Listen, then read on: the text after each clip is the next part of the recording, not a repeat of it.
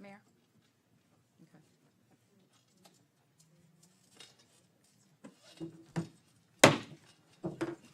Call order. Time is 6:14, Wednesday, March 23rd, 2022. We'll start with Pledge of Allegiance using the flag in the front.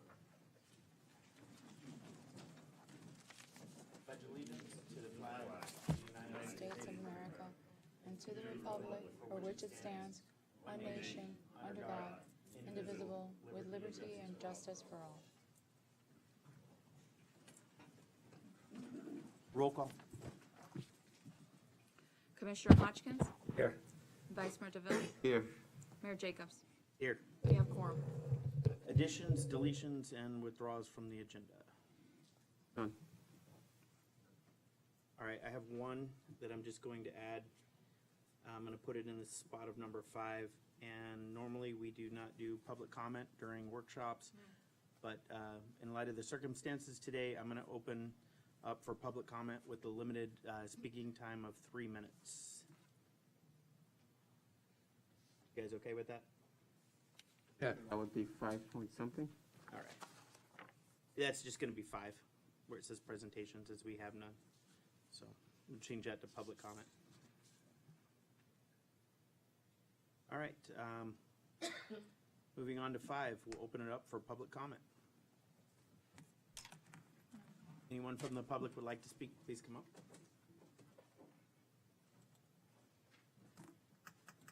Hello.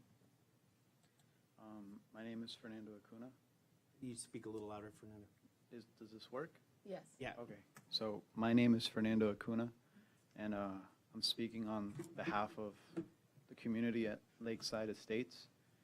It's an RV park here in Hollywood, Florida, in Pembroke Road.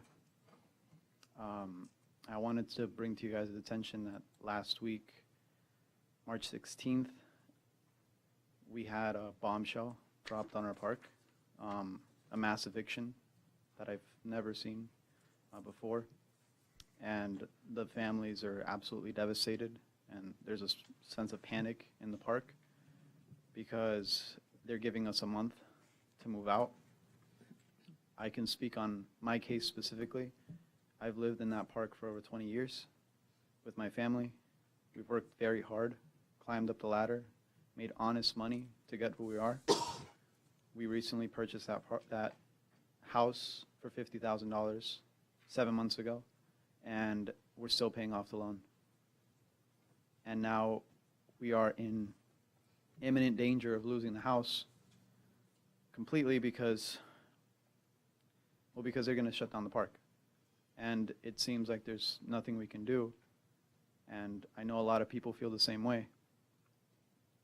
We're going to have to go and find somewhere else to live on the fly and also pay off a loan at the same time, which is something that we can't afford to do, if I'm being completely honest.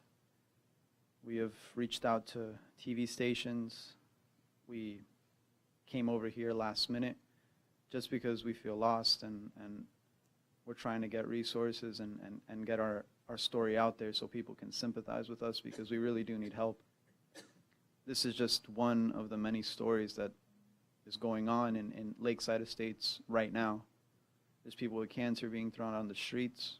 There's people with kids, and it just gets worse. It's a nightmare completely, and we don't know what to do, and we need help, and we need representation. I myself, I don't really know anything about this. This is the first time I've ever been exposed to a setting like this, and I'm doing my best because I really do care about my family, and I know how hard they've worked to get to the point that they are, and I'm trying my best to give my face and speak out for everybody, but it really does seem hopeless. I don't really know exactly what can be done as far as your guys' contribution, but I know that what we want is to be compensated for our homes. We're not even getting any type of word from TBN, Trinity Broadcasting Network, which is the organization that owns the park, a multi-million-dollar organization, and they don't even give us the time of day to be able to bring a representative down and explain to us exactly what's going on. We're just getting swept under the rug. There's a bobblehead in the office that literally doesn't know anything, and every time you go and try to talk to her, She just tells you that she doesn't know anything. I'm sorry, your 3 minutes are up. Please help us. Thank Can I you ask for your a, time. can I ask a question? Okay, go ahead. Excuse me, sir.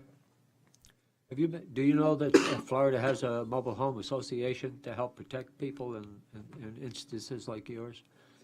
No, I didn't. I'm going to give you the phone number to the FMO head, and he will tell him your story, please. Okay, thank you. I'll see you at the end of the meeting. Thank you. Pam, would you like to speak as well? Come on up. And I apologize, I forgot your name, so. Hi, my name is Diana Cullender. I also live at Lakeside Park Estates. It is a combination of senior citizens and families that live there. Some people have lived there 30 years. And as Fernando was saying, after we paid our rent, the next day we got eviction notices that were delivered to our doorstep. And they are evicting people the very beginning of April, and they're not renewing anything, and they're not offering us any money for our mobile homes. And like he said, he paid $50,000. I just bought mine in November, paid $25,000, and I feel it's devastating that they can get away with just throwing us out and not compensating us at all, and not giving us any length of time to be able to relocate. It's just devastating. There's also Canadian people that have lost tremendous amount of money. They've paid for 2 years rent while they was under COVID from Canada, collected all those funds, and they're losing their homes as well. I think that TBN should take, we should really have somebody to represent us legally, because TBN is just getting away with what they're doing, just throwing us out. There's a multi-billion-dollar network, a Christian station, Channel 47, and I think that, yeah, we need somebody to help us, because we're hanging on a limb pretty much, and we're trying to. We've called the media. Several of the TV stations have come out. And we're just trying to get as much exposure. But bottom line, we want somebody to represent us, to help us out, because we don't want to walk away with nothing. We have no place to go. And especially with the amount of money that we've paid to buy those homes. And I also want to add that they have also sold 2 houses in the last week, knowing that they were going to shut down. They sold it to 2 people there, a couple from Canada and another lady. They did that on purpose, knowing they were going to shut down, and they went through with the sales. So you can imagine how those people feel. So like I said, we just really need the legal help, any kind of help that we can get that can compensate us at least for a decent amount of money so we can leave. Because that's the option, I suppose. Thank you. Thank you for your time. Is there any other public comment? Okay, I'll close public comment. I'm going to respond to this here. Just so you guys are aware, I was made aware of this Monday afternoon, and I've been pretty sleepless since this happened as well. I've reached out to the county commissioner. As this is a private business, there's not much we can do. But I have had the town manager and staff here put a list of resources available for all the residents of, I'm not sure the name of the park. It's Trinity. Okay, Lakeside Park Estates. We put a list of resources available. You guys did make national news with that. I've also reached out to the county commissioner. He is also put all his resources available for you guys. Down the street, right down the road, is Family Success Administration. It's located at 900 Northwest 31st Avenue, Suite 3000.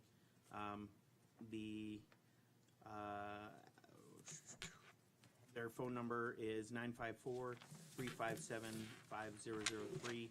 We have this paper here at the front desk, and we'll make sure you guys have a copy of it before you leave. It's got a bunch of information on it, but if you head down to that resource center, the county commissioner, Beamfer, he is also putting resources together available for you. Would anyone else have any comment on this? Can I just say a quick thing? There's supposed to be a statute, I think it's 736.05, that's the laws for mobile homes, that somebody mentioned, that we're entitled to have relocation and as well as compensation, meaning money. There's supposed to be a law about that for mobile homes. There's a lot that comes down to the building code for moving of travel, or moving of RVs and mobile homes. There's a whole lot that comes into play that I don't have all that information available to me right now. The Mobile Home Association does have a lot of resources available for you too. You want me to read that number out, Marilyn? Yeah, sure. Okay. Phone number for them is, the guy's name is Eric. Wait, hold on. I'm just gonna hand this over to you. It's Eric Morsat, 954-559-6738. He's the area representative. If you wanna come up, and I'll hand you this here. It's another available resource. If you could just spread that around to your residents. And also, did you get this has the phone numbers and stuff on it? Yeah, I'll take it. Okay. That copy as well. Sure. So my name is Melissa Anderson. I'm the town attorney, and I want you guys to know that obviously that mayor and the town is aware of what's happening. We are not in a position to, provide assistance, but we are providing a list of resources. I would suggest, if you are concerned about your rights as a mobile home park owner, to contact the number they gave you, and also consider hiring an attorney as a group. Because the city can't assist you legally, but you can hire an attorney to represent you, and Eric can probably help you and give you recommendations. But I did want to answer that question. I did also have a call from the developer's attorney, because I called him because of everything that's going on earlier in the day, and he called back and Casey?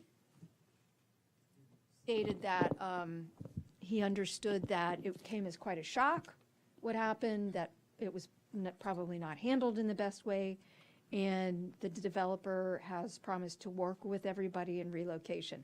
This is just before the meeting began, literally 2 minutes before the meeting began, so I don't have any other details, but as the town attorney, that's the information that I can give you, and those are the options I would encourage you to pursue. Attorney Anderson, is there any way we can give them legally a longer period of time to? We don't have anything to 'Cause do with 1 that, month is not- but they do have options under the law, and they should consult an attorney, their own attorney, to find out what their options are, because we cannot represent them. The only thing is attorneys want a $5,000 retainer. Well, that's something that can be discussed in maybe a community meeting, but I would encourage you to seek legal counsel, and you don't need money to get a consultation, an initial. Yeah, sure, go ahead. The lady has it, yeah. Do you need it also? I mean, separately, or? And we were emailing We share, around. right? Yeah, that's the one, yeah. There was a list of resources that had been emailed out to residents. Did you guys? That's what. Oh, okay, awesome. And Marlon, was legal aid in that as well? All right, so it's. Legal aid is the attorneys that you can look into as well, okay? Thank you for coming out. We appreciate it. All right, we'll move on to section 6, reports of committees and city staff. 6.1, Broward Sheriff's Office. Lieutenant Charles. Good evening, Commissioner Jacobs, Vice Commissioner Jerville, and Clerk Commissioner Hodgkins. Lieutenant Gerald Charles, thank you for the opportunity to allow me to present the stats for January and February of this year.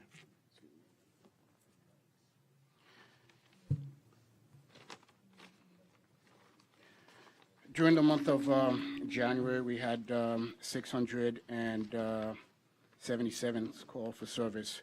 185 were non-911 calls. We had 302 911 calls.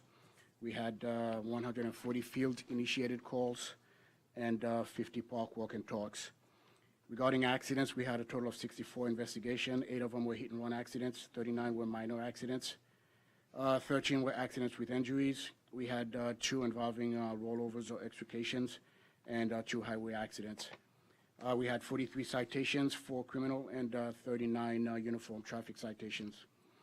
Regarding arrests, we had a total of 16 arrests, ranging from ag assault to with a deadly weapon, dating violence, ag assault with weapon, with intent to kill, battery, drive while license suspended, possession of narcotics, and several warrants, including 1 DUI. Regarding the mobile home parks, we didn't have any crimes for the month of January. We had a total of 2 auto thefts throughout the city, actually 11 incidents. 2 auto thefts, 1 auto theft other. We had 2 burglary businesses. We had 4 burglary conveyances and 1 theft of motor vehicle parts, which again are your catalytic converters. And should have the report up. That's the list of the classifications of all the crimes that were reported for the month of January. Regarding February of 2022, we had 698 calls for service. These include 199 non-911 calls, 334 911 calls, and 63 field-initiated calls, 102 park walk and talks. We had 50 accidents, 6 hit-and-run accidents, 33 minor accidents, 10 accidents with injuries, and 1 involving a rollover extrication. We issued 50 citations, 1 criminal citation, and 49 uniform citation. There was a total of 7 arrests, 1 for carrying concealed firearm, domestic battery by strangulation, probation violation, driving while suspended, and a warrant. And again, during the month of February, we did not have any incidents in the mobile home parks. As far as crimes reported, we had 7 incidents, to include 5 burglary conveyances, 2 robberies. One of these robberies, if I remember correctly, did end up in the victim was shot in the stomach, and that's currently being investigated. Right? As you know, since COVID subsided, we started doing our community events once more. We started with the driveway initiatives. We were able to hit all of the mobile home parks, where we met with the residents and provided them with safety literature, engaged them in conversation as far as how we can better provide service to them. We also did several bike registrations.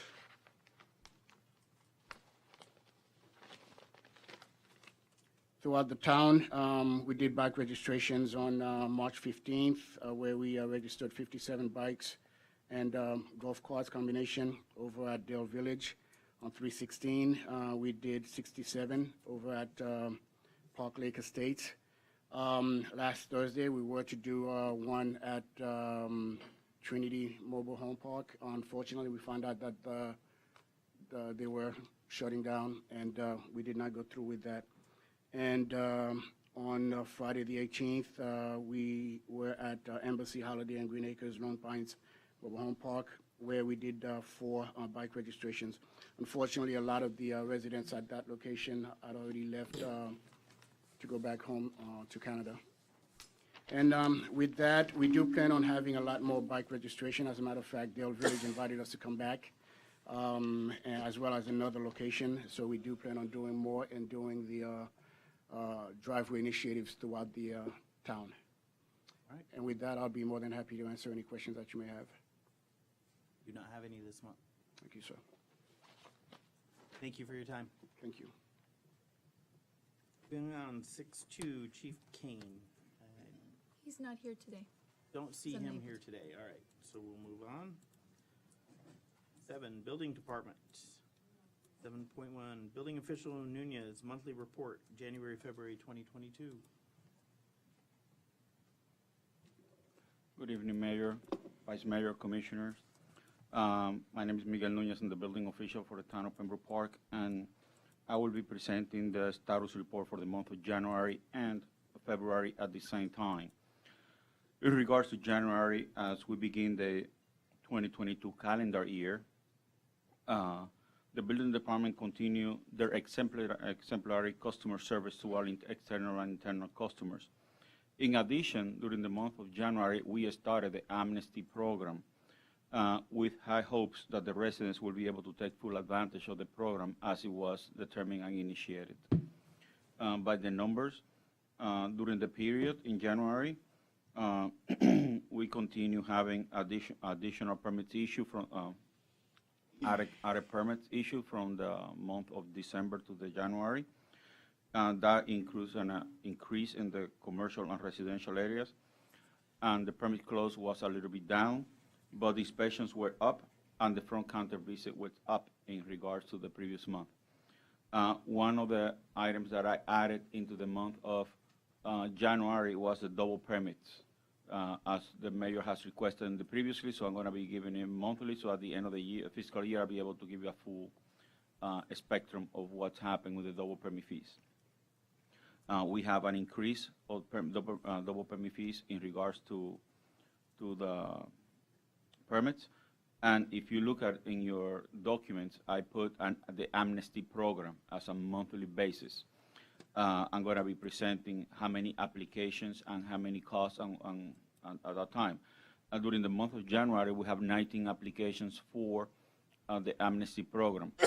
As of today, none of those has been yielded to any reimbursement or distribution of money to them in accordance with the program, but they are still working into obtaining the certifications from the architects and engineers as designed. Obviously, you have additional, the total inspections on all 4 disciplines, including structural 131, mechanical 20, electrical 81, and plumbing 34, for a total of 266. As I mentioned before, you have 19 applications for the Amnesty Program, and that's on the month of January. In the month of February, we continue with the Amnesty Program and permitting process. During that time, everything more or less maintained their own level, breaking even, with the exception of the commercial application that went down a little bit, but the inspections were continually up. The front counter went down, and the double permit fees went up. So that means there were more violations that we was discovered by the code partners, and we will get into that. However, in the Amnesty Program, in the month of February, we went only with 5 applications. That prompted us also to continue an outreach program, which I visited myself, the Lakeshore Mobile Home Park, the Holiday, and other individuals that it was that caught me on the street. In addition to that, bamboo, there's like 3 bamboos, so I always, the bamboos, I approached there, including the part that is owned by our previous elected official, Mr. Howard Clark, and he was, I explained that to the management and everything. So we provided the information, so we're waiting that we're gonna be receiving additional as soon as they go. Unfortunately, based on the issues that we've been having lately in the Trinity Lakeside Park, some of these applications were into those mobile homes on those areas. So I don't know what the final determination will be on them, because at the end of the day, nobody knows what's gonna happen. So I'm gonna keep you posted on those specifically about the number of applications, and if we have I don't think there's gonna be any money associated with that, but I will keep you posted on that park. In regards to the revenue during the month of January, we have a revenue on the amount of $58,375.81 as reported by the building department. And that was decreased to $32,595 in the month of February. Obviously, that will be, has to be reinforced by the finance department.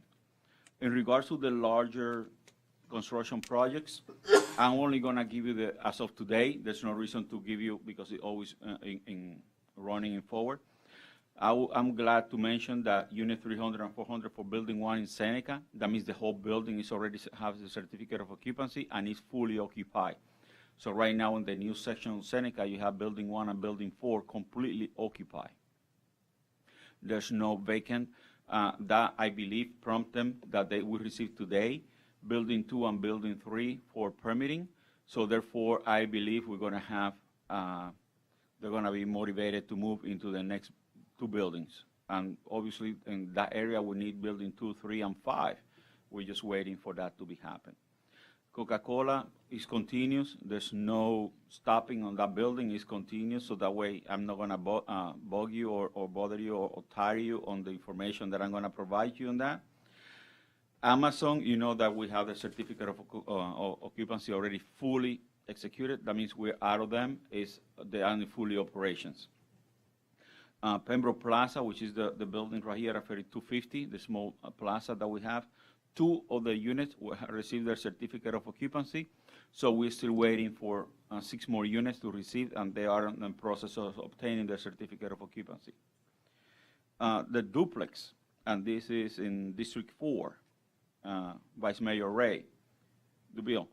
The duplex, while in my report at that time, they did not obtain their certificate of occupancy, I'm glad to announce that last Monday, they did achieve their certificate of occupancy, and they closed on Tuesday with the bank and everything, so they should be moving this week, hopefully, because they were expecting that. The building O'Reilly, we are in the process of, hopefully within 1 or 2 weeks, issue the permits. Same thing with the car wash as they provided the information. Needless to say that we, based on those reported items, we still continue issuing standard standalone permits and numerous for mobile home, condos, roofing, and so on. I'm here to answer any questions you may have. I got a couple questions. Yes, sir. Back to our Amnesty Program. How many people have we had enter the program total? Right now, we have 29. Excuse me, I'm sorry, Yeah, no this is leftover COVID here. So we've had 29, how many successfully completed so far? 0. 0, okay, Yeah. but we do have 29 in the program? We have 29 on the program. We originally gave them 3 months. Okay. So they can provide the permits.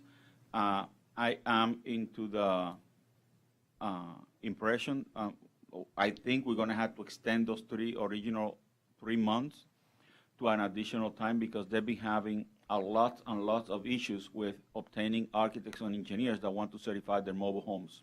Right.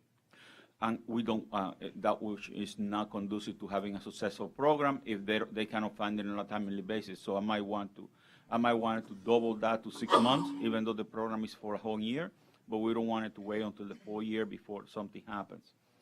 So I'm considering that for everybody.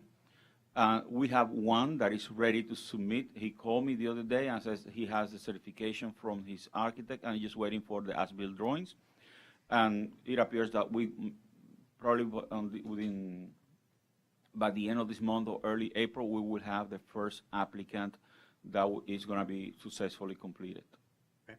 Didn't we have people lined up for that, to help them with that, engineers and people like that? Didn't we have them lined up Yes. so they could get reduced rates with these people? And Yes, we did have a lot of people, several engineers and architects that we talk. It is also, unfortunately, that they did not went forward because they became extremely busy. Right now, they are extremely busy, so they are going into the most profitable product than what they have. and they're taking it as slow. So that's the reason why we're considering to give them additional time, so that way both areas get successful. So we didn't have a written agreement. We cannot have a written agreement because that's between the owner and the engineer provider. Oh, I thought maybe we had some sort of documentation that would say that they would give reduced rates to the citizens that applied for the program. No, it's like we're having and providing the attorney for the individuals. Okay. And we're still continuing with outreach with that? That is correct. We continue with the outreach. As a matter of fact, our town clerk was gracious enough to put it in our website, as well as our police clerk, Joy Brown. She helped us to put it also on the Facebook, and we continue to have it in every place that we can. All right. Thank you for your time. No problem. Thank you. Oh, I forgot to mention, I'm sorry. As a note of information, and I already passed that information to the town manager, we did receive, I think, Mayor, you received a notification from FEMA and the Department of Florida Department of Emergency Management about, as of March 1st, and we need to submit the report, or I need to submit the report as a floodplain manager of the town also, about the community rating systems recertification from 2021, 2022. That means May 1st to May 1st. Okay. I'll keep you informed on that. What was that date again? May 1st through? Actually, it's May 2nd to May 1st. May 2nd, 2021 to May 1st, 2022. Okay. Yeah.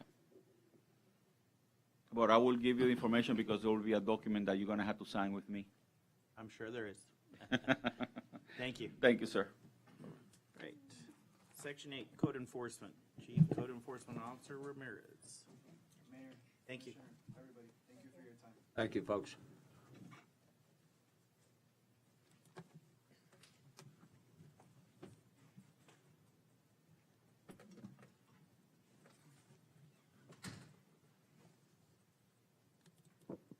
Good evening, Mayor, Vice Mayor, Clerk Commissioner, Chief Code Enforcement Officer Jocelyn Ramirez, representing the Code Enforcement Report for the month of December 2021, January 2022, and February 2022.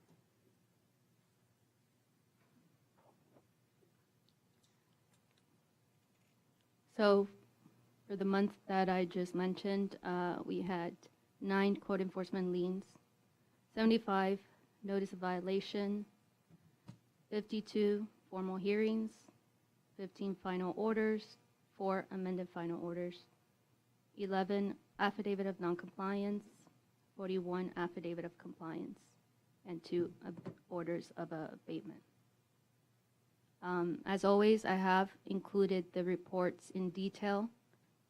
They're attached in PDF, so if you want to know exactly what properties were cited, what properties got a lien, etc., they are included in the report. Special Magistrate, these are past and upcoming dates. For December, January, we did not have a Special Magistrate. For February, we did have one. It went smooth. March 16 was scheduled. We already had it. It went well. We've been getting a lot of good feedbacks from our Special Magistrate.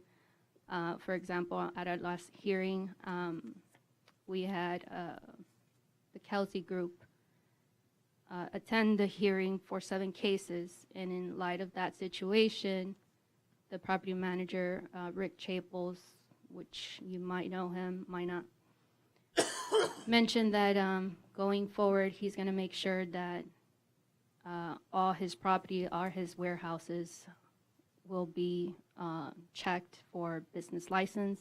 So even though we haven't cited each individual, unit, he has, I believe, more than 200 units in Pembroke Park, individual warehouses. He says that he would be going out with his team, making sure that everybody has their business license and that they're getting their permits as well. So we are getting great feedback from property managers and residents that want to reach compliance. they don't want to come back to the hearings. So some updates that I have for you guys is the town's right-of-way on Southwest 31st Avenue, which is this here. As you can see, we have a recycling company on 1708 Southwest 31st Avenue that keeps using town's road for business use. Those are all the items that are stored on town's road, and where there's public parking, they're parking their forklift and their waste container. They've been cited multiple times, and what I wanted to update you is that I had a recent discussion with our town attorney that we possibly will do a nuisance abatement where the town will sue for the nuisance. So it's something that we are going to work on in sending this documentation, doing it legal process way. And I wanted to keep you in the loop because it could be possible that the town commission has to approve the cleanup costs. So, but I will keep you in the loop of further details. We are receiving RV tie-down inspections, applications. So we will be doing inspections on different mobile home parks to make sure that the RVs that are present have 4 anchors. In the case of an emergency during a hurricane season, they have those anchors to tie down their RVs. Amnesty Program, again, another feedback from Special Magistrate. Once we send out those notice of hearings, residents are coming in to apply for these Amnesty Program.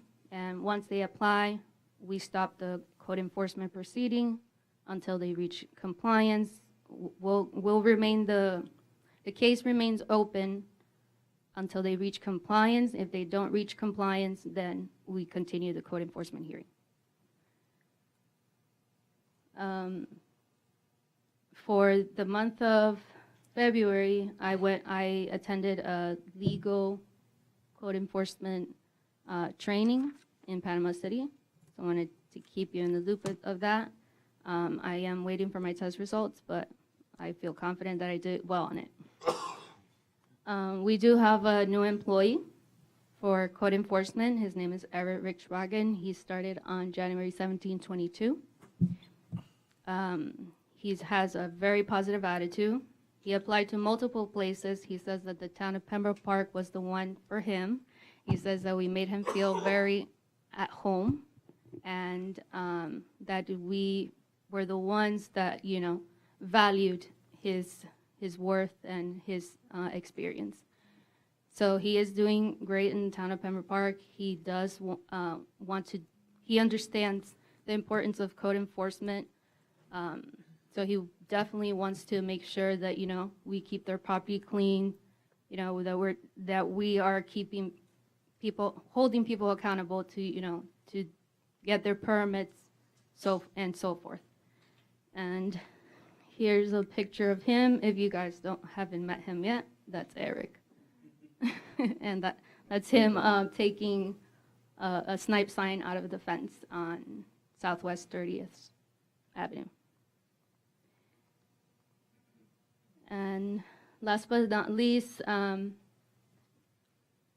believe it was in February or in the beginning of March, I did attend a meeting with the city of Doral, co-director Egger. Egger and, I'm sorry, I don't remember the supervisor's name, but they did go over their code enforcement procedures from A to Z. So we did, Miguel and I, we went out there and we met them at City of Doral, just so they can show us their code enforcement procedures, their code enforcement equipment, such as printers, body cams, you know, to learn how they do things, you know, and gain a little experience from that and take, you know, some good things that we can implement here at the town of Pembroke Park. So that's the updates. On the following, presentation, I do have some pictures of Lakeside Trinity, and I won't be discussing it, out of respect of the community, so I'll just skip over the photos.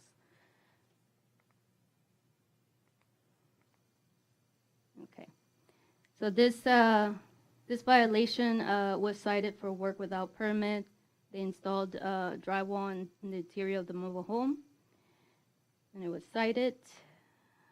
This is another property on 1781 South Park Road. This is work without permit. They removed a sign without a permit, so therefore it was cited.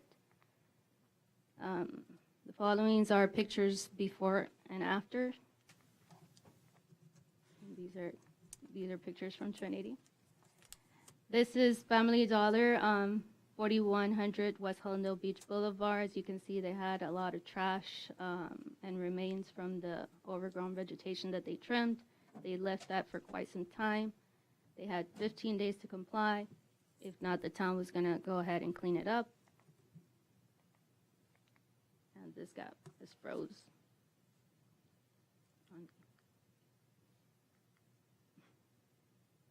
Marlon, can you go to the next page? I don't know if the battery died on this. Okay. So here you see the property all cleaned up. They remove all the trash. Next. No, this is good. This property is the duplex on 5510 Southwest 36th Street. This property is constantly having illegal dumping. However, management does have to take care of the swale that is adjacent to the property. So they did go ahead and take care of it. They even put a sign, no illegal dumping. Okay, I think it's working now. This is 4400 West Helendale Beach Boulevard. As you can see on the left side, the pictures represent dead palm trees. On the right side, they installed new palm trees. This property is 4350 West Helendale Beach Boulevard. The property needed some exterior maintenance. This is the after they pressure wash and paint some of the areas. This property is on 2840 to 2886 South Park Road. As you can see, a lot of the paint was flaking. The exterior had a lot of dirt buildup.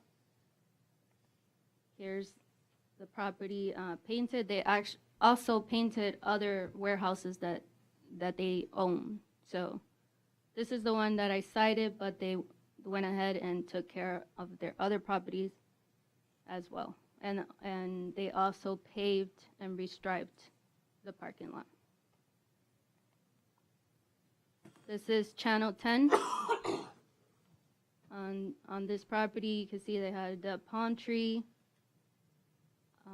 and they had dirt buildup. This is their property now. It's all painted. They restored their sign as well and the palm tree. This has been a problem for quite some time. As you can see, it's been Graffitiville. On Southwest 30th Avenue by the railroad corridors. There's also a prohibited trailer that keeps parking next to the train tracks. That was towed. And this is the after photos. The property was painted. There's no longer graffitis. They even put a permitted fence to make sure that it doesn't happen again. And you can see the train tracks. FDOT trimmed all the overgrown vegetation, and no trucks are present. Any questions for me? I have a question, but I'll wait till after the meeting. One just kind of stuck out to me, so, but I'll ask later. Okay. Yeah, I have a question. There's a property on 30th right before Pembroke Road. It's like a empty warehouse type building, beige. Wait, Pembroke Road, okay, southwest Yeah, heading 30th? North, heading north right before Pembroke Road. Okay. I sent you a picture about 10 minutes ago. Oh, 10 minutes ago? Yeah, On there's an a email? ditch. There's a ditch in that area that's being used as pretty much dumping ground. Tires and. Oh, okay, yes, that's owned by FDOT, I believe, Public Works Director. We discussed that, and I believe he said that he was gonna go ahead and reach out to FDOT to remove that, because it belongs to them. That was it for me. Anything else? No. All right, thank you for your time. All right, thank you. Number 9, Finance Director, or Finance Department. Finance Director Taubenfeld. 9.1, Business Tax Receipts, Billing Update. Oh, Good evening, Mayor, Commissioners. Michelle Grooms, Billing Administrator, Billing Division. The first item, which is 9.1, is my monthly report, just showing you an overview of some of the reimbursable expenses, development fees that have been applied for and received and processed through the month of January and February. The renewals for this current year are in the section for numbers line 40 to 44. We've collected about 86% of the total that was billed. Following that is our new accounts that were submitted this year. And the next page, which is our annual assessments. We still have outstanding the Pembroke Park Church of Christ, which is pending. Other collectibles have also been processed and collected. Only a couple are still remaining to be billed. And other collectible fees. Did you have any questions about the monthly report? Mayor, I have an update. We sent out the letter to Pembroke Park Church of Christ, and I'm waiting to hear back from the mayor. okay. Okay? All right, so So I'm there's waiting. some progress on that?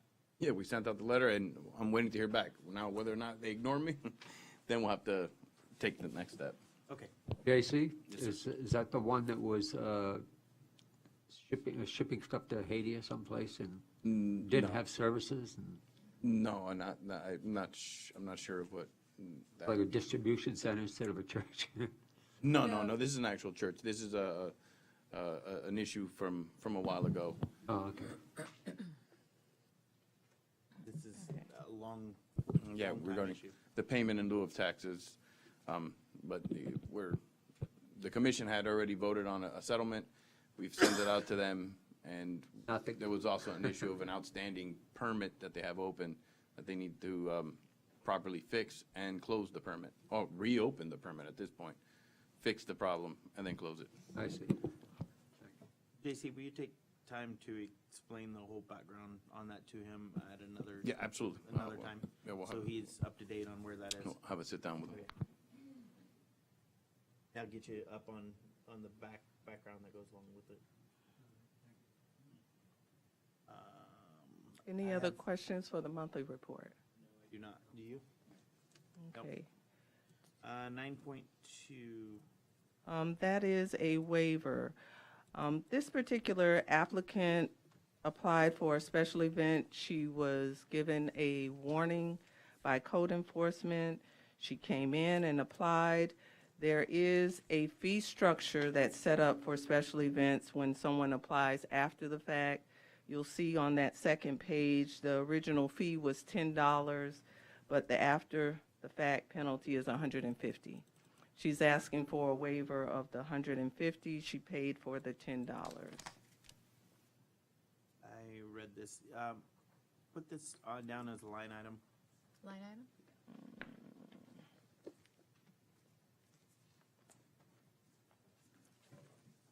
And there's one more, I think.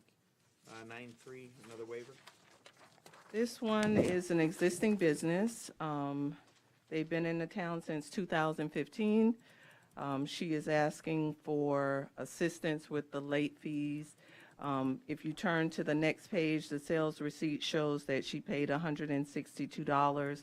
This is the one for the beauty salon, and then the remaining fee was $250, which is our standard fee if they don't renew by March 1st.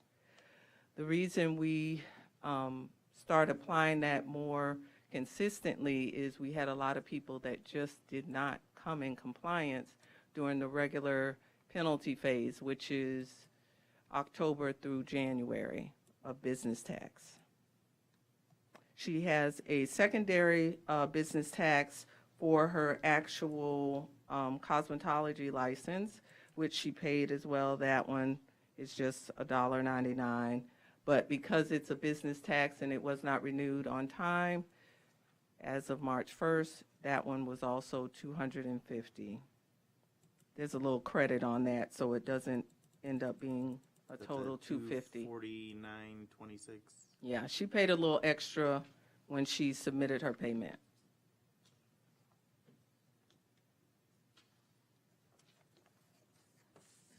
Put this one down as a line item as well.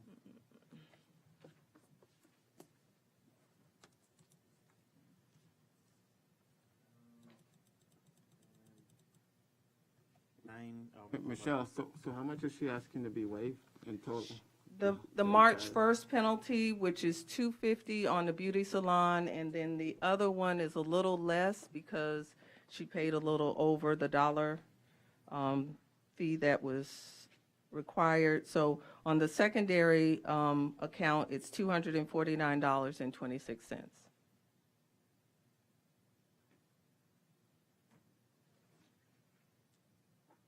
So the total is $499.26. Yes. And next one, 9-4. This is a waiver for just insurance brokers. Yeah. And also, they have a secondary license for the agent. I only have one comment about this business. They've been in business since 2015. They have come before the commission before to ask for a waiver. I would suggest that we do hold them accountable for some of the late fees because they have come to us before. My suggestion is to waive the $250 March 1st penalty, but have them pay the remaining penalties that would have been due, like between the October 1st and January 1st. Another line item. 9-5. Okay. That one is a refund request. The situation with this business owner is corporate was paying for the invoice without verifying with the local office. And once they confirmed with the local office, they had already made the payment, so they're asking for the refund because that location is no longer being used as storage. It was a storage facility for the Walmart in Helendale, so they are now asking for the refund, which is $71.92. yes.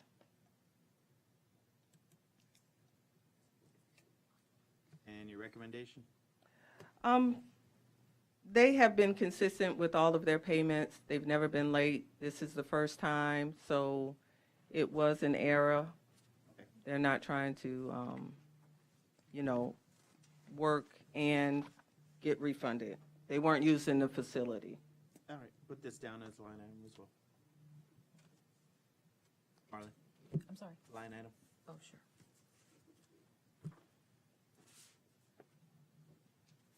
Okay. Is that it for you? Yes. Yeah, that's the last one, okay. All right. All right, revenue and expenditures through January 31st, 2022.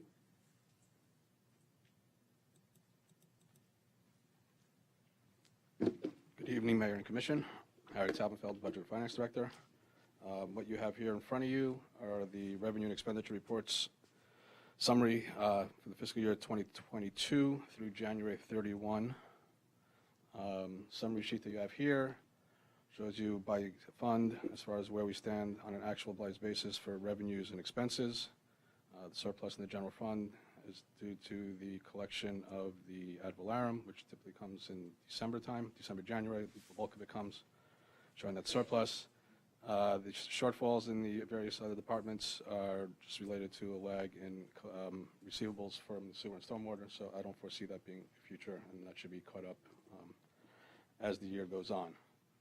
If you go to the next page, you'll see the budget summary, budget versus actual by department for revenues, and the third page is budget versus actual for expenses by department, broken out by fund. Seems to be in line for the most part. Items that are somewhat out of whack, I guess, can be discussed at the next item, which would be the budget amendment, proposed budget amendment for fiscal 2022. But for the most part, everything seems to be tracking normally. Any questions? I'm here to answer them.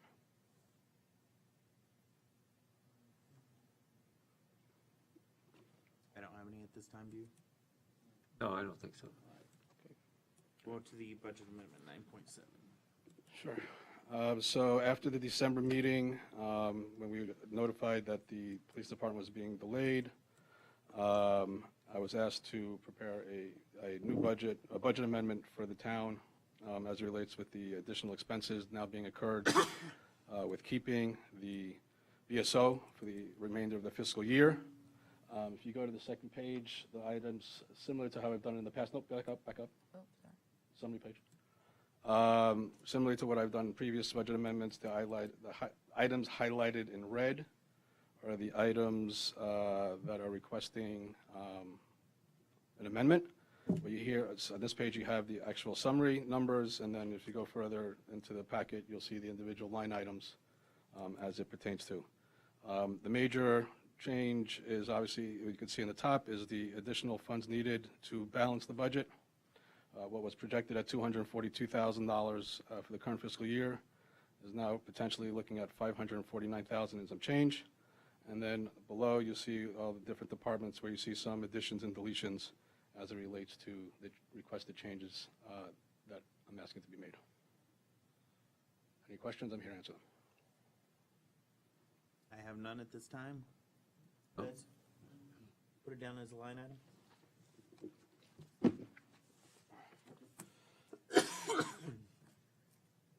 Right, section 10, Police Department, interim Police Chief Howard. And you're here. 10.1. Mayor, Vice Mayor, Clerk FDLE. Commissioner.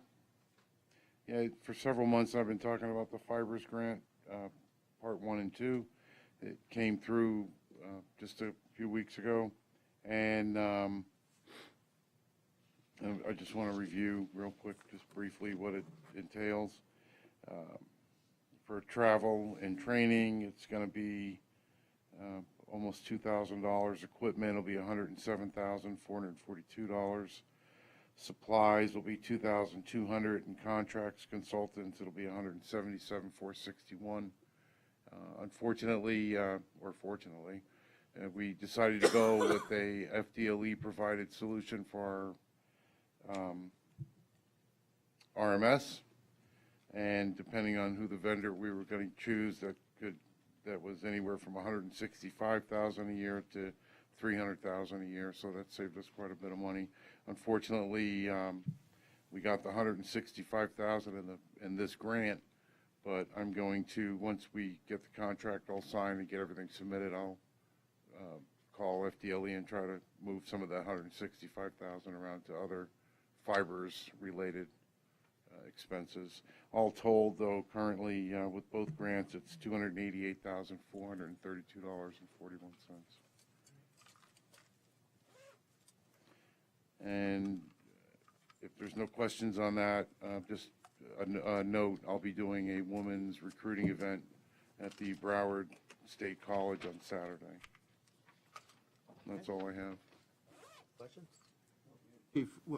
Will we be able to take advantage of this grant before the deadline of the 30th of June? Yes, it's coming, it'll hopefully come before the commission at the next meeting. Myself, the town manager, finance, everybody will sign off on the contract. And everything we've spent since last June that's included will be reimbursed. Okay. Anything else? Dave, Thank you. Thank you for your time. 11. Consent town- or line item? What's that? Consent or line item? Consent or line item? Consent. Town planner Siegel. She's not here. No, she's not. Her daughter's in spring break, and Okay. she submitted the report for. I looked over it. You guys get a chance to review it? Yeah, I did, Jim. Okay. 12, human resources, HR consultant, Menengasco.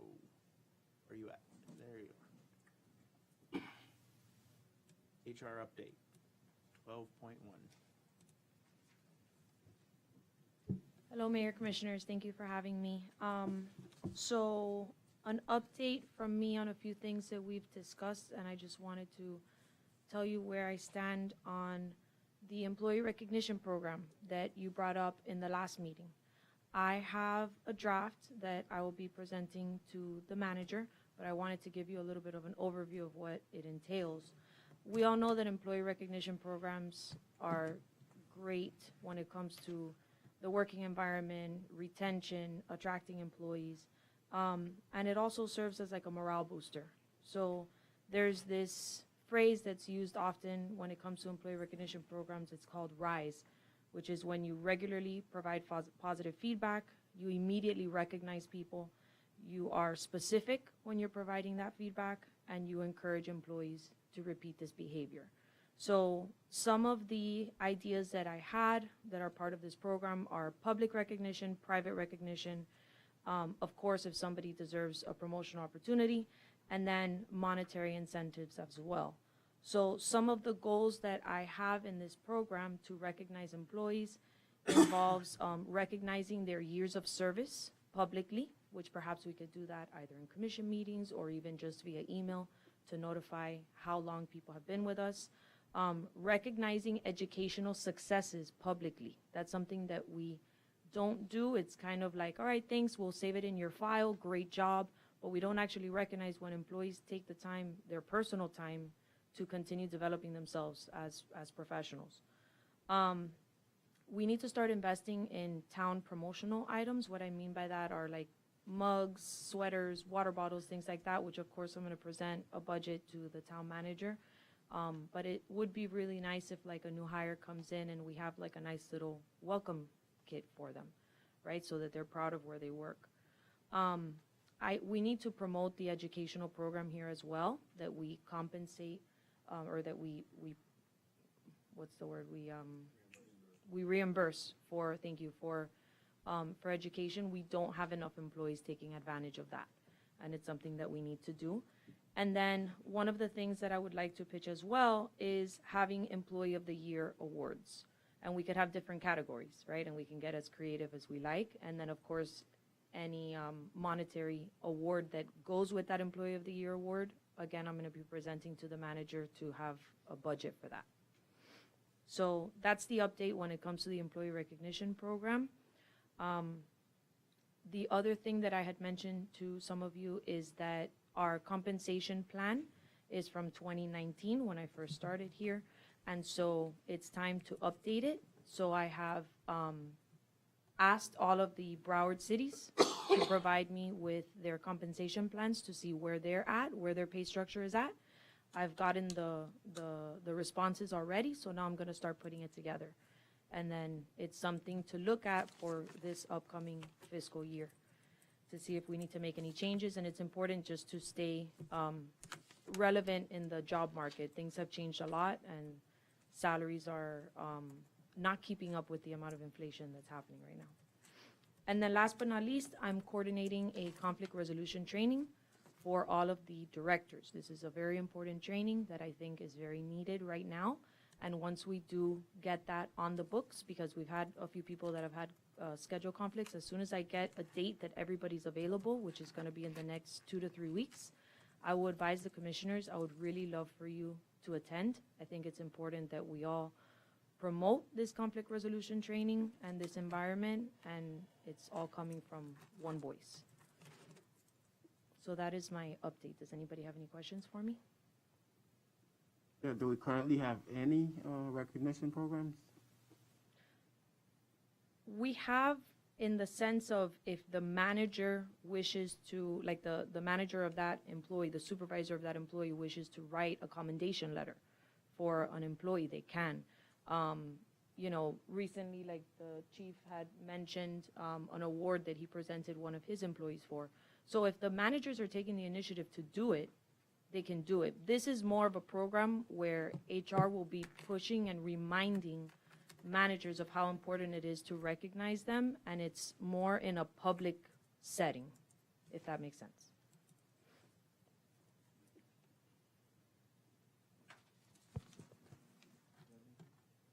Oh, no. Yeah, also, we've lost a few employees in the past couple of months. Do you know what the reason is? What's causing those employees to Donald Pembroke Park? Them, and it's more in a public. Might want to meet with them outside the commission. That's a difficult yeah, question to asking answer, that question as and well. everybody has their own individual reasons. So I feel like I think that would be more of a better one-on-one talking conversation. more specifically towards Public Works Department. So in the Public Works Department, We can still talk in Okay. private. we can. Okay. Just know that we are looking at, we do ask, why are you leaving? You know, what can we do to be better? We do get that feedback from employees or from former employees. And we do take that back so that we know next time, you know, if there's something we can do to improve. So we do get that feedback. Who does that information go to? Me, as well as probably either the director of that department or the immediate supervisor of that department. But Okay. we do all, myself and the director of each department know why people leave. We definitely make sure to ask. Thank you. Thank you for the little bit of sunshine from the HR department. All right, IT department. You have nothing. All right, that's first. 14, Public Services Department. Public Services Director Clark. Oh, here we go. Good evening. Sit back and relax. Everybody get a drink of water. We may need a recess here. All right? You have 3 minutes. I have 3 minutes. Thank you very much. Timer's going. Way to keep me on track. Good afternoon, Mr. Mayor, Mr. Vice Mayor, and Mr. Clerk Commissioner. Thank you for the opportunity to present before you today. I want to discuss the report that we have. I think that's the first one on the agenda, the report. Yep. Yeah. So, as the numbers here, we're summarizing the numbers, and I'd like to echo the HR Director of Finding Incentives for Employees. I have the largest staff out of everybody outside of the town manager. So therefore, keeping people focused and driven to succeed is a challenge, and I welcome any incentives that we put in play to make sure that our team stays focused and are incentivized to do good work for the town. We want to talk about the work orders today, so we are increasing our work order numbers. We're completed this period about 589 approximate numbers here is what we have established. And the number of parks work orders around 149 work orders. Roads and streets are around 303, and the number of wastewater work orders are around 119, and others around 18. These numbers are being calculated through our Asset Essentials program. I'm encouraging them and has managed to establish some SOP. SOP is you don't touch a piece of equipment or you don't do any work without a work order. Has been echoed throughout my colleagues, and throughout the town. So the old days of where you can walk up and say, hey, to one of the staff members, hey, can you go do this for me? Obviously, we will show the respect to the leadership, but at the same time, they have the capacity and ability to open a work order on their hip. And then therefore, we'll be able to calculate that time over, we'll be able to take a look at and see where our time is being better utilized by those employees. As we look at the town's facilities, we're talking about lighting. It is being reported that we're changing around 8 lights of the 427 light bulbs we have in approximately 8 ballasts. The air conditioning system, there's an amendment to that. The AC units, we do have a service contract, but we are having some challenges with the AC units on the 3rd floor and the 2nd floor. I myself has troubleshooted those AC units, and I know exactly what's going on with them, and there's going to be a hefty price tag associated with it. I come before you to let you know this because we're dealing with an aged system, and from my understanding that I'm not the first person to report the status of our air conditioning. Right now, we're very comfortable on the 1st floor, but I can almost, guarantee it happens in 3s. So the 3rd floor is having a problem, and essentially what it boils down to is that a leaky coil. We have some base estimates around the 5K mark for the replacement of a coil, but I don't think that it will work simply because of my experience as an air conditioning technician, that the R22 CFC that we use, the actual refrigerant that is used in our system, they no longer manufacture, and it's actually illegal to sell. So when we're talking about actually going in and providing this service of repair for our systems, we have to convert to another refrigerant, which is a blend, and typically is 410A. And I've discussed this with a vendor today about our system and how we need to address that. And without going into great detail, there is a price tag associated with it. So I just wanted to be upfront and honest with you that this isn't going to be something that's going to go away. It's only going to get hotter. The second step is to we are performing preventive maintenance on our systems to the best level that we can. Pretty much boils down to in air conditioning systems is changing out filters, and we're changing out our filters on a regular basis. When it comes to emergency lights, defibrillator units, the elevators, the roof, there is amendment. There's a small leak to the roof, but we're working with my deputy and I are working with the team to have the roof replaced as a part of the town hardening project. We're just trying to decide which direction to go with that, as well as janitorial services. I haven't heard any complaints about the janitorial services thus far, and doors and windows cleaning is still moving forward. Ongoing projects, we're still working with the town hardening project. We do have a solution for the generator. We just need to work that out, work out the kinks for the generator solution. We can either, I'll get into greater detail at a later date. Public Services Office's renovations, we're seconds from completion from the Public Services Office renovation. The manager and I are talking about how we're going to complete that task. The finance office build out, the town hall's first elevated air duct. I'm going to just be candid with you. We're not getting the support that I expected to get from the winning bidder. So don't be surprised if you get a letter that has been passed through the manager and the attorney that says that they're fired, because they've had more than enough opportunity to do the right thing, and they haven't done it. They're not taking anybody's calls. And to be perfectly honest with you, I don't have time to play games. So we'll be moving forward in that. I'll have to have a discussion with the manager and the town attorney to see what we need to do with that. Because I think they're also holding up something with the building department also, because we got to get a CC with them. So. The commission chamber build out, we've had some discussions about what we can do. We have some ideas on how to freshen up the commission chamber. I've discussed with Marlon and the manager in the direction that we can go with that. The Public Works storage building, there is a hefty price tag associated with that, and we need to get the most bang for the buck. So we'll be talking about that in the very near future. And I've attended a couple of meetings with the police chief about the police department build out. I've expressed some of the concerns and the direction. I think we have a solid plan and a direction towards completion of the new police department here on the first floor.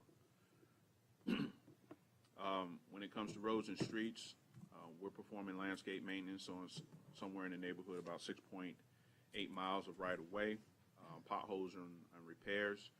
We have 13 here, but there was one that stands out on 30th Avenue that we were able to get done.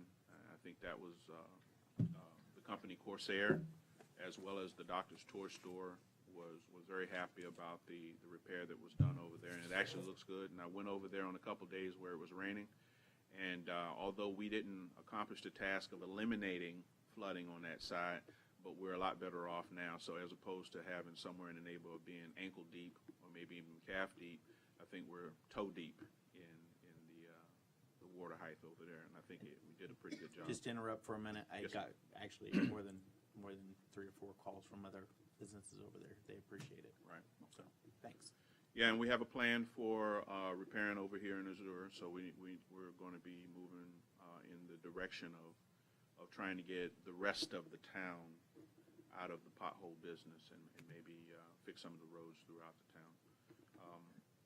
It's relatively inexpensive, and I understand that there may be some grant money out there, so I'm going to try to pursue the grant money and get that handled. When it comes to sod replacement, we have 0 here, but that's actually incorrect. The last couple of days, I've required the Roads and Streets team to go out and put some sods in certain areas that we needed, where we had done some repairs on infrastructure, and so we put some sod out for that reason. As well as you saw when you first came into the town hall, we put some mulch out to keep up on the appearance and maintenance of the building. Litter bags collected somewhere in the neighborhood of 36. Inspection and cleaning of Helendale Beach Boulevard and the bus shelters, around 17. We tend to go past the bus shelters at least twice a week to pick up trash or as needed if we see one overflowing. Assessment of the FPL power and light posts. We have around 7 posts that need to be replaced, but we're on their timeline. We can't do a whole lot about that. Collection of dumpings. We pick up trash all over the town. Be perfectly honest with you, I don't know what I can really do about that. Maybe that could be something that, because I don't even think code enforcement can do anything about it. So maybe we can take a look at it from a law enforcement perspective, and maybe prosecuting these people for illegal dumping. I understand in the past that they may have tried to set up some trail cameras and stuff like that. That was my suggestion. I don't know if we'll have the budget for setting those up, but we got to do something about it. It's ridiculous. I can't get my people to do what they're supposed to be doing when they got to go pick up illegal dumping. So it's a nuisance crime in our town, and it seems like they know exactly where to do it. So I won't beat that dead horse. Vehicle accidents. We did have a jackknife trailer on one of our F-250s that caused some damage to the vehicle. For whatever reason, Ford is backed up, so we're having a hard time getting it in there to get it repaired, so it's out of service as of now. Repairs to the vehicles around 4. Recycling pickup on residential properties. We're doing Southwest 52nd, 48th, 36, Dale Village, Green Acres, Lone Pine, Park Lake Estates, and Bamboo. And we've done about 5 transfers of trash and recycling up to Pompano. Stormwater sewer. Where we are now is that we're in the process of trying to hire a couple of maintenance workers for that department to fill in some holes there. Behan and Bamboo, the lake elevation is around 2 feet. Meekins Lake is around 2.5. And the inspection of the pumps and valves and emergency, the stormwater pump stations 1, 2, 3, 4, and 5 are operational, as well as the I-95 pump station is operational in maintenance facility in Helendale Beach. And the sewer is lift station and pump replacement. We have around 6, and we're going to continue to replace these pumps as we're finding faulty pumps throughout the town. I could show you a whole laundry list of pictures of the condition of some of the pumps, but it's not necessarily to deferred maintenance. It's inflicted, meaning that people are putting rags and flushing them down the toilet. It's a variety of different things that are going on with the infrastructure here in our town. I've brought this up to the manager as well as the entire staff, and we want to put together a consortium and to sit down and discuss ways that where we can educate the people in our town as to what can and can't be. And it's not just the town of Pembroke Park. Broward County has a problem with it, where a lot of people think that you can put like baby wipes, for example. You can flush those, and even though it says it's flushable in there, you can't. It'll destroy your pumps. Dental floss, something as simple as dental floss. Where I'm finding challenges is that we find that in some of our small industrial areas, and we can't track it yet, but I will be able to track it at some point, that they are dumping chemicals. And I think we found benzene in our lines, which is that's a hazardous chemical. We don't want that in our lines, but it's really no way to. There's a way to find out. There's a process and there's expense associated with it, because Miami-Dade had the same issue going on. They had illegal dumping into their system, and they were able to track it right down to the business where the actual wet well was coming from, and then it was following up the lines. So I'm working with a company now to figure out how to do that, and then what the expense will become associated with it, with the illegal dumping associated with that. The inspections and maintenance of the lift stations, we have a number of around 28, but we check each and every lift station every day. And sometimes that may be interrupted with a service call or someone calling out, but for the most part, we try to touch every single lift station within our purview to make sure that it is operational or if any changes have happened. Hopefully you haven't had any complaints about our service capacity and or the timeline associated with that service capacity. The service calls during the business hours, we have around 16 and 2 force main breaks over the last month. I was there at each one of them taking pictures, and you should have received, if you haven't, I will make sure that you get it, a after-action report associated with those repairs. And I will bring up a point that sticks out with me. We're repairing equipment in someone else's town, and it's costing us money. I don't know where the property lines are drawn, but we need to get some sort of agreement potentially that allows for us to operate in that realm and to make these repairs unencumbered. So when we make these repairs in other jurisdictions, they're asking for specific requirements, and so therefore that hinders our ability to be effective. So that'd be something I'll bring up later. Can you get with the town manager and attorney? I will. And figure that one out? Yeah. I appreciate it. So moving on, the replacement of 6 inches asbestos force main pipes, we're working to get that taken care of, and hopefully we'll have that started up real soon. Actually, within a couple weeks, we're moving forward with that repair, and then the septic tanks to sewer conversation or conversion, and we're having conversations about that and where we're going to go with septic to sewer project. From Parks and Recreation, we're cutting all the grass. We're around 24.8 acres, and we have no issues with our vehicles. We did take out some time in February to fertilize, and we were able to get 3/4 of the actual parks fertilized before either the rainy season or it gets too hot to fertilize. There's a very small window to keep our grass green, and we're doing everything with irrigation to make sure that it's properly watered. But there's a variety of things that can go wrong with weeding and all that kind of stuff in the transfers. But we're doing a really good job. If you get a chance to walk through the park, I had a compliment from Broward County, and they said that this is the first park that they walked through where it's actually grass and not weeds. So that's kudos to Parks and Recreation Department over there. Tree trimming and removal, we did some work on that this week, so it didn't make my report.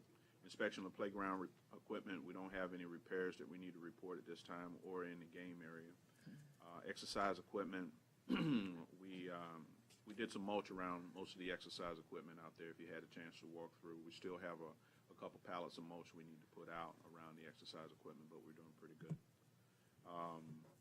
New equipment, we have barbecues at each and every pavilion now.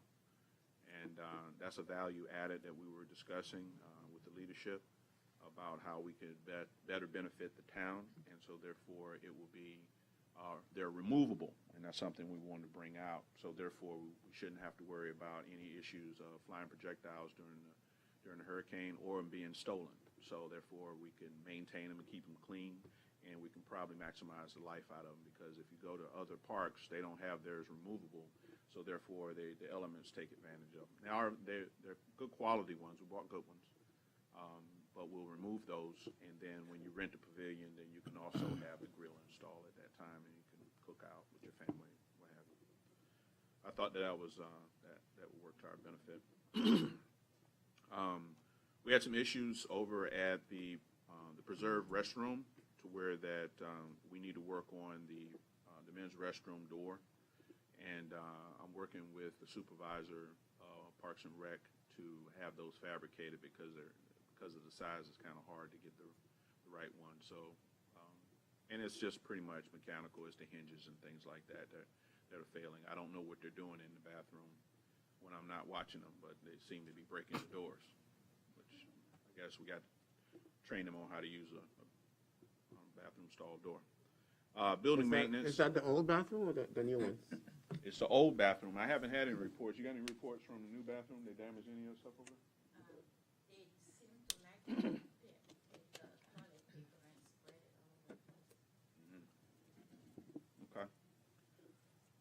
Okay. My grandma used to say, if you don't know how to act with it, we just take it away from you. So we'll see how to use it without toilet paper, huh? Well, maybe they'll do like under 95 if you don't have toilet paper. Hope not. Which I got to bring up that issue. Under 95, I skipped all over that, but we need to do something about that. You haven't heard anything from the county yet? No, they come and clean it, but that's about it. So that's a mess over there. I won't comment anymore. The Howard P. Clark walkway, we have no repairs. Fencing repairs, there is one fence repair that we need to do over in Bamboo. That's next to Stormwater Station number 5. If you're familiar with it, the Howard P. Clark walkway there we have a pump there. I just saw that, like a couple days ago. I'll get that fixed, so that we won't have to worry about that too much longer.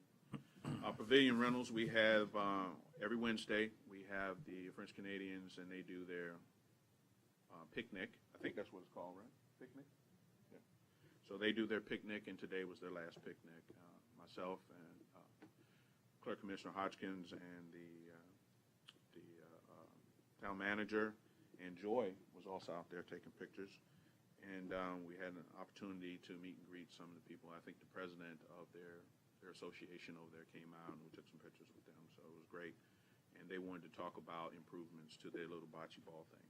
No, it's called something else. What is it? Tonk. A tonk. So we're going to make it nice for the next season to come down. So that's part of the planning, future plan. Should be at minimum cost. So we're talking about event setups, and we had the magistrate hearing. I understand that was a success.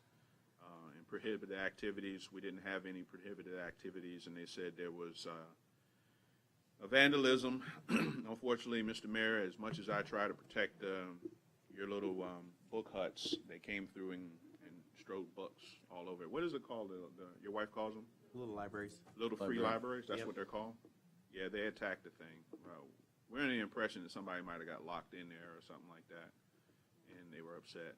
But my team is on it to do a better job of protecting the little libraries. And I actually saw somebody walking past here out front. They went in there and they dropped a book off and they thumbed through, so it seems to be working. I get the analytics on all of them, and people looking them up online, so they're getting quite a bit of use. Outstanding. And the community garden, I know nothing about that. My deputy, if she wants to say a couple words about her garden, but it's around 57 volunteers have shown, and we seem to be doing okay with that. You guys gonna open up the walkway so it's accessible on the weekends? We talked about that, I think, the Commissioner Hodgkins and the manager. Let's get past the final inspections and get us a CC. Okay.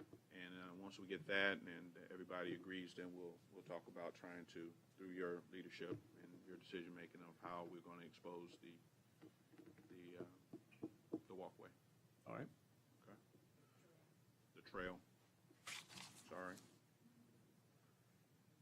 And I think that pretty much is it for me. We can talk about the permits and inspections, what we've done, the plan reviews, as well as the pre-construction meetings. We did one. And any violations or warnings and fees, we had around 10 violations and 31 warnings. And ongoing projects, we're still working with the 25th Street drainage improvement process, the John P. Lounge drainage improvement, and we have a representative here to field any questions if we have in a little bit. The wind retrofit, we have to go out back for bid, as well as the roof. We have solicitations that should come due in May, and the FP&L generator program, we're reviewing that and the costs associated with it. We're talking about the trail again, and the contractors, what we're talking about is to be completed construction by March 12th, but we still got to get a CC on that one.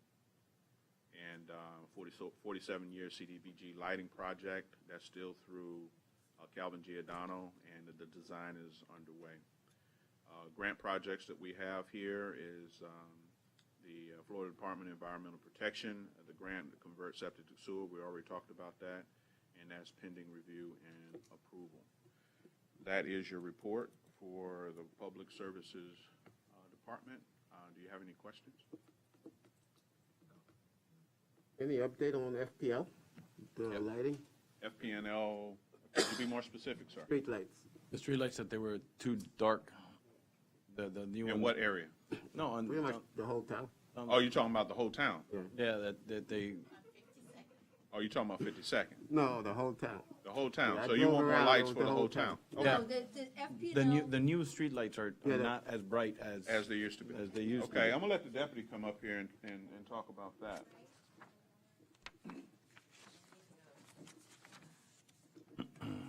Briefly, what they reported to me was that in order for them to, they tried to match whatever the wattage was to the new one, to the LED, when they did the conversion. Now, if we want to change it to a higher wattage, they said that we have a contract for 10 years, I believe, right? And if we want to get out of it, we can, but we have to pay for the 10 years and then start another 10-year with the new one. However, there is another way we can get more lighting if we use the existing poles and they just go and add lights. So that would be the cheapest way. What do they mean by add lights? That's what they did before, right? Just change the light. Well, we Oh. converted them. They actually took the. Oh, it's in the whole fixture. Yeah, they actually took those mercury, they're not mercury, whatever was there before. The sodium halide. Yeah, sodium halide, and they converted them to LED. So if there were, let's say, 100, so they gave us 100 LEDs. Now they're saying every pole that's available, they can go ahead and add a fixture there, especially here. What cost? Well, we pay by the fixture, so it will increase the contract. And the one here down the street, they're saying that inside the actual complex is no longer part of the public street. So therefore, if an HOA want to pay for extra lighting, they can go ahead and do that too. Because they saw there was when they looked it up, they saw it was quite dark inside the ground of the condos and the townhomes. solution is to add an additional fixture to the light pole? To the ones that are empty, the ones that, there Oh, the some ones that poles that doesn't don't have have any. any. Oh, I see. Yeah. Was they And they first- can just be electrical pole. They don't need to be a light pole. When they first negotiated that, did they make any kind of guarantee that the wattage would be an equivalent of some sort, so you would have Well, the same that's normally brightness? what they do. Even when you do it at home and you convert to LED, you try to match the same, you know, it's not going to be 60 for 60 because it's brighter. So you get the equivalent for that same brightness. And Yeah, I did that apparently in my it's not house, the and same. and I actually have beautiful light. I mean, they're very bright if you match it upright. Yeah. That one was not matched up right. Yeah, I think I guess that's my idea, is that possibly they didn't do what, It's not been an uncommon problem when this contract first came up, and I was looking at it. There have been other communities that complain about the lights that they replaced our lights with, but, so it's not an uncommon problem. But now we've got a contract, and I guess it's gonna take additional cost to, they say that the wattage is the same, it's just the way the bulb is, it shines differently, and therefore, yeah. Yeah, More and in some area, the trees are on the way. well, we could trim trees, but. We can. Depends on the tree. Anyway, the rep, the FPL rep said that he was available to whatever plan we want to go, and he'll gladly prepare something. So what I could do is, we didn't include it in this workshop. The next one, I could get him to prepare something and do a presentation. And by the way, I want you to know that I tried to change that contract when it came up, and FPL would not change it because it's out of the realm of their state-approved, they wouldn't change it. So I was afraid this would happen, and now it's happening, and it's unfortunate. Okay. All right, So yes, I can do go that, ahead and schedule them Let's see then. what they have. I'm sorry? Yeah, you could go ahead and do that. Okay.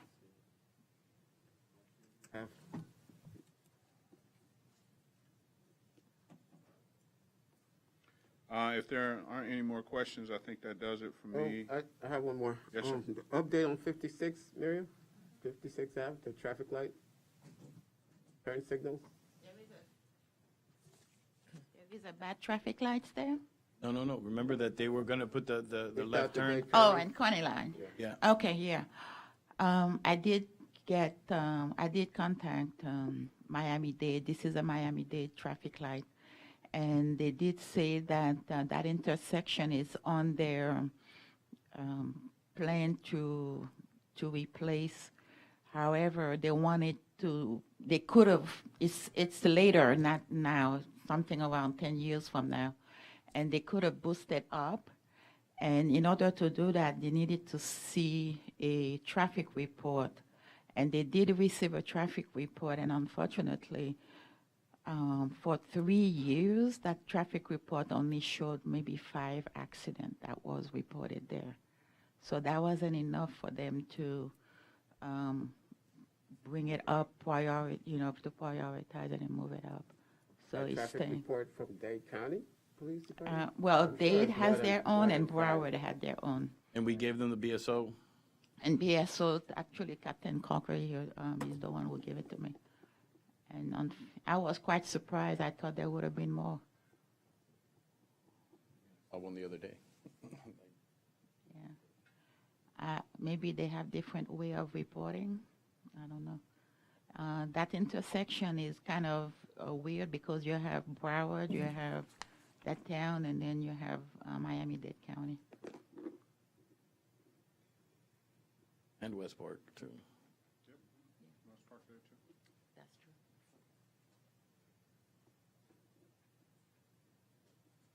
All right, 14-2. That's me also, right? Yes, sir. Okay, essentially what we have here is just to move forward with our agreement for professional services with Keith and Associates for the John P. Lyons Drainage Improvement Program plan that we have over there. And it's just phase 2, because we started one part of it, and now we're moving on to the second phase of the actual thing. And there's a dollar value there, as you can probably see on your documentation. And essentially, Mr. Williams has come out to stand with me and answer any questions that you may have. Just for the council's, the commission's information, this is partially funded by a FEMA grant, the engineering is. Right. And then the remaining come from stormwater, it doesn't come from, Okay, so we have the funding available for this. Okay. Hey, welcome, sorry. Thank you. I apologize. No problem. Mayor, Vice Mayor, Commissioner. I'm Steve Williams with Keith, Vice President of Engineering, and the town went out with a competitive bid for a proposal through CCNA for this work to be done. We competed for this, replied to it, and we're fortunate to be selected number 1 for this, so we appreciate it to continue our service with the city. So we got with Mr. Clark, went over the scope, came up with a proposal for survey and for everything that we prepare for this has to comply with the grant that the town has. So there are certain FEMA requirements that we have to meet along the way. We have to do they call it a hydrogeologic and hydraulic study, which basically means that we see how much rain falls and where it goes and how it transmits through the pipes and canals and swales and lakes and ends up somewhere else, so you're not standing in water. So the proposal includes that coordination effort that's required for the grant, and then comes on through their services for bidding. This project would then go out to public bid for the actual construction of the project. And then we have services in here for construction oversight while it's actually underway, and then final certification back to the grant agency for that it was completed in accordance with the grant funds, so that the funding mechanism is properly handled. And so I'm open for any questions you may have. Pruitt, do you have any questions? No, I'm all set. Thank you. No questions. Thank you All for right. your time. Thank you for your time, yeah. that pretty much covers it. I don't know what the formality is. Is it moved to consent? How does that work? Marlon, will you move this to consent agenda? Yep. I do have one more question for you before you leave today. Sure, The sir. Superfund site, where are we at on cleanup of that property there? I have no, that has not even been on my radar as of yet, so I can get it on my radar real quick. That's not a problem, but. No, it's just something, it's the DEP, or the federal agency that handles it. I am calling them DEP, but I know they have a different, the EPA, yes, the EPA. They came in, they did their presentation, and then I haven't heard anything from them since. So I'm gonna have to reach out to them. I remember they did the presentation, they came in and spoke to us. You and two then want to they- get together and kind of get him up to speed on where we're at with Absolutely. that? But I haven't heard anything back from them, so, Okay. but I'll reach out to them and I'll get Rob involved. Okay, thank you. Sure. Just one more thing to add on your plate, you know. Indeed. Big shoulders, sir. All right. Any other questions? No, Thank you're you doing for a your- great job, Mr. Clark. I appreciate it. Thank you very much, sir. I hope that I can continue to do a great job when the air conditioner doesn't work in. Before you run off about the AC then, do you have a plan in place on? Oh, absolutely. I have a plan in place, but there's a dollar figure associated with it. So that's what we have to discuss. We have to put together the proposals. We bring in, bring everybody in, RFPs, RFQs. And then, but we have a number in mind. I'm not going to say it here on the record, but, grab your socks, gentlemen. It's going to be a big one. All right, we have that at the next workshop, or will that be? That'll be his decision. Okay. He'll tell me. I'll have it on the next workshop for discussion, so that way we can, Okay. What are we doing in the meantime for? So we don't have a lot of options because of the way that the actual design is prehistoric. So we have one AC unit per floor for everyone, except for Susie. She was the smart one. So outside of that, there's one unit for everybody on per floor. What that means to you is that JC doesn't get any air on the second floor, and neither does Melissa. Neither do you, Mr. Mayor. Period. When that thing fails, it fails for the entire floor. Heat rises. All right? So fortunately, on the third floor, we only have 2 personnel on there, so therefore but here again, another problem, because we have to cool the entire floor in order for them to get cooling. You follow me? And it's beautiful here on the first floor here, where we got doors open, so we do have the capacity. It's just aged and it's failing. That's all it is to it. Okay. So we're trying to maintain it limping along until we can get what we need. And it won't be quick. And it won't be easy to fix it. So just want to put that out there. Now, I can rent portable units as we need them, right? But we don't want to go there quite yet. We want to explore all options before we start buying or renting equipment and that expense associated with that. All right. Thank you. My pleasure. 15, discussion, 15.1.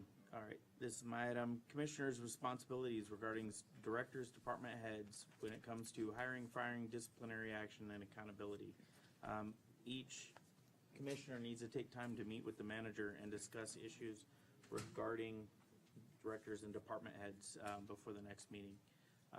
I spoke with them previously about this. I'm going to meet with them again, but each one of us individually need to meet with them as well. Anyone have questions? All right. Number 16, clerk comments. None. Number 17, town attorney. What do you Yeah, have I for do us? have a couple of things. Wanted everybody to know that I got a proposed amendment from BSO for our contract to carry us through the fiscal year. So we're going to be looking at that, JC and I. Not any change. It's not a big deal. Not any change. It's just kind of a continuation to get us through the fiscal year. I wanted to let the commission know that you're going to see a lot of ordinances coming up in April. We've got the 2 ordinances that need to be passed for the settlement, which are going to be, that's the second reading of them. And just kind of a recap on the settlement, there's also a site plan that needs to be approved, and then once we get through those final steps, we'll actually be, all the conditions prerequisite will have been satisfied, and we'll get our cash payment from them, which is really what I'm pushing for us to get. Is this the progressive waste? Yeah, the progressive waste ordinances. There is a comp plan amendment ordinance, which is coming up for first reading in April, you're going to see. So that's a third ordinance. And then there are going to be 2 additional ordinances, one amending certain provisions in our code relating to towing, which initially got started through the police chief, and I think there was some legislation that was passed, and we need to amend our code to come into compliance with it. And then code enforcement and Jocelyn and I have been talking about amending the code to bring the citation process more, make it more fluid and easier to work with, and enable code to actually use the citation process. So I'm going to tweak that too. So you're going to see 5 ordinances on for April. Okay. And I think All right, questions? None, thank you. Town manager comments. I'm going to have Rob come up here for this one as well. We looked into, as you know, after Hurricane Irma, I believe it was Irma, a number of years ago, the canopy of the playground. I asked Public Works to, dig into that and look into it, see if we got reimbursed, see if we've, if we received insurance reimbursement, to see if, the condition of the playground over there. And it seems that in the time that we lost that shade structure, and now the sun has done quite a number on the equipment over there. So I'll hand it over to Rob. I mean, he's telling me that it should all be replaced, to be honest with you. I can't take my kids there for the same reason. Yeah, so there's a variety of issues associated with it, and understand that I'm somewhat unprepared to talk about this because we had the actual representative from the company to talk about and to use proper nomenclature and sizes and changes and all that kind of stuff. But within the presentation, essentially, if you look at that blue material, we bought the Mercedes version of this particular one when we bought it, okay? And all the bells and whistles, the canopy, and it looked really nice in the whole 9 yards. Apparently, the hurricane had its way with it. And so the blue portion that you see at the bottom, we could have replaced that with mulch. So that is a decreased expense that we can take a look at, and we don't have to worry about it being ripped up. Right now, it's ripping in certain areas. When it comes to the canopy itself, it has to be replaced, obviously, as a sunshade, and we live in an area to where we get a little more sun than most places do rain. So in that particular case, then the best thing would be to replace the units, and they come in a variety of different systems, if I would call it. And each one of them would be determined by age. So therefore, when you look at if you scroll down more, please. If you look at it, you can have one slide, you can have two slides, and they're modular. So we were prepared, like in this particular case here, based on the kids and their needs and their age group, so forth. We can take a look at that, and there is a price tag associated with it. The point of me bringing this up is not necessarily to tell you, oh, we need to do this now. This is this is going to be the price, but it's the canopy was one thing that you guys have talked to me a lot about, and it's a little more than just that. And I do agree with Rob when you deal with that. I guess when they made the decision years ago to go with that rubberized surface, I've dealt with that rubberized surface before, and it requires maintenance. I mean, it's going to fade over time. You can't walk on it with you have to be careful you don't puncture it. And when you do patch it, it's going to be a color differentiation. So they recommend within X amount of years you replace it. I don't know if that was thought about back then. It's not as easy as, dumping a bag of mulch there.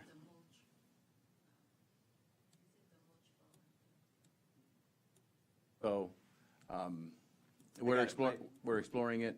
When I brought it up a long time back, that the whole point was the fact that we had a shade cover over the top of it to protect it from being destroyed. That don't know whatever happened. It just every time I asked, it just kind of went one way or another with no real answer where it came from. So I'm on the same page. It's all destroyed. The equipment's horrible over there.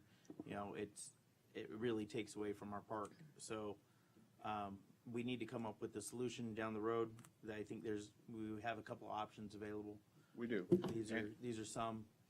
I mean, there's other parks around our community and other towns as well that have built full awnings over their playgrounds to not only provide shade, but they're more permanent than a canopy. So no, but the canopy isn't the problem really. And I've dealt with them in my career, and usually when there's a storm coming, you train the staff, take it down, and then you can put it back up. It's a pain. Don't get me wrong. It takes a number of guys, a bucket truck, and it takes. Did we ever get to the bottom of whatever happened with that? We've been trying to see if we've been reimbursed for it. I don't know. I contacted the finance department, and there was no indication that there was any money paid from an insurance claim for the repair of that equipment. So I haven't been able to locate it, and if it did, it was before our auditing system as it is now. So it could be in a box somewhere, a receipt. I don't know. Right. We may have to do this, rebuild this over a couple of years. Yeah, it's not going to be an immediate thing. No, it's a very expensive cost. But Well, there's no rebuilding it over time. It has to all in one go that way. No, but he's saying, oh, the funding. Yeah, Oh, okay, absolutely. he's saying do it like, and like a little further down the road. Yeah, it's, there's, where we're at right now, we got a lot of fires going. Go ahead, Mary.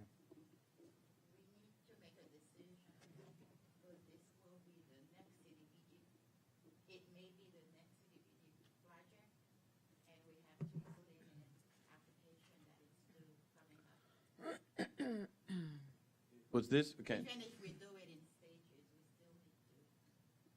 Okay, well, then we'll talk about that. We'll talk about that in the coming days.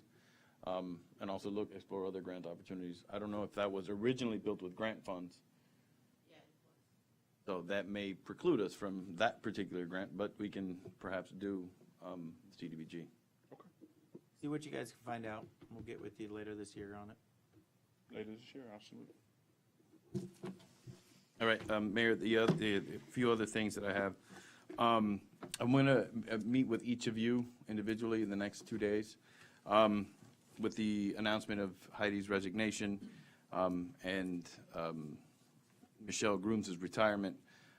That's kind of thrown my plan off. I have some ideas I want to run by you.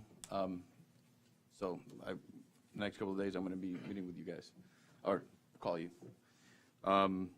Also, today I had the pleasure of attending the Club Richelieu picnic. This was my first one because of COVID. They didn't have it last year. And it was just a really great event. And it was nice to, see people dancing and enjoying the park. It was quite the experience, so I really appreciated that. Other than that, that's all I have, Mayor. Line dancing is live and well. It is. All right, is that all you have? Yes, yes, sir. Let's go on. Commissioner comments, Clerk Commissioner Hodgkins. No, I don't have any, thank you. Vice Mayor DeVille. No, none. And for myself, I just want to reiterate, my heart goes out to the people of Lakeside Estates over there, and I'm wishing them all the best, and we'll provide all the resources that we can.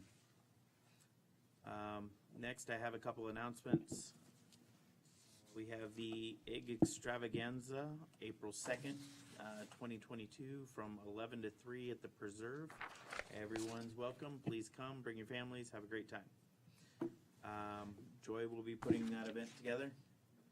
So next, our regular commission meeting will be April 13th, 2022 at 7 p.m. All right, everyone's favorite part. Time is now 8:11 p.m. Adjournment. Motion to adjourn. Just in time.